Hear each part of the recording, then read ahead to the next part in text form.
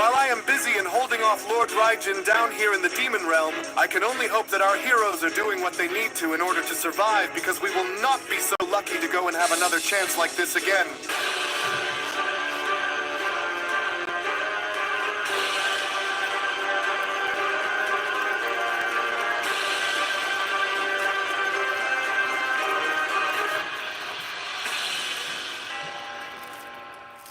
As our story now continues, following the initial battle waged on Earth involving the elite demons Kyrax and Kaima, alongside with the demon scientist Sugami having to go up against Ultra Android 17, Ultra Android 18, and now Orange Piccolo, which was only just a part of Kyrax being shown having to help up Kaima, as Orange Piccolo had discussed further plans with the androids and having to take these demons down, was when Kyrax then went on to quickly respond, "Here now, Kaima, are you okay? For there couldn't have been any other way in having to go and detect that mortal from approaching us, because had he been spotted just seconds prior," Kyrax adds, "then I have no doubt that he would have ultimately had been taken down before being given the chance to go and strike. And so what exactly do you think our next move is going to be?" With Kaima responding, "Well, our one and only main objective here is to go and make sure that they are all destroyed, no matter what it is that we will have to go and do in order to make sure that this happens, Kyrax. But even now, while I observe these creatures from below, we may not be able to go and get very far with the Namekian here to help aid those androids in battle, and so we'll need to come up with a strategy." As Piccolo went on to address the androids by then responding, "So what exactly do you make of those two down there? Are you actually able to go and take them both down, or would you need for me to go and buy you both a little bit of time while you go and figure out on what you can do to try to go and stop them?" With Ultra Android 17 having to then respond, "Well, they aren't stronger than how we are at this point in time. However, whatever they possess in terms of being able to wield paralyzing techniques," 17 says, "just might end up causing a few issues here for us, but nothing that we won't be able to go and handle, and so we should go and take this time to try to attack them now before they wind up in having to go and try to do what they just did out here to us again." To which it was only just as the demon scientist Sugami was then shown having to appear was when Sugami then went on to address Kaima and Kyrax by then responding, Now, fellow warriors, for there is no need to go and lose focus, as our battle here involving these creatures is still very much far from being over. And while I'm not exactly surprised by the outcome within this current situation here," Sugami continues, "and I must admit that by watching these insects go and get the better of even our most refined hunters is quite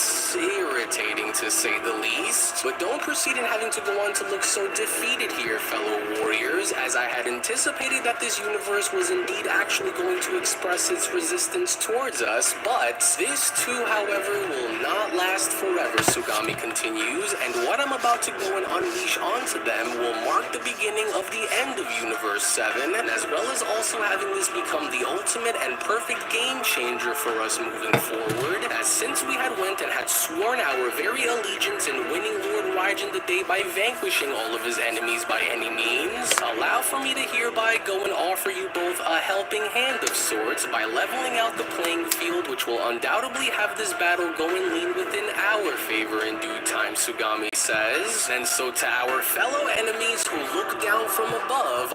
See, this is what I like about Unrelent, because, you know, he actually is a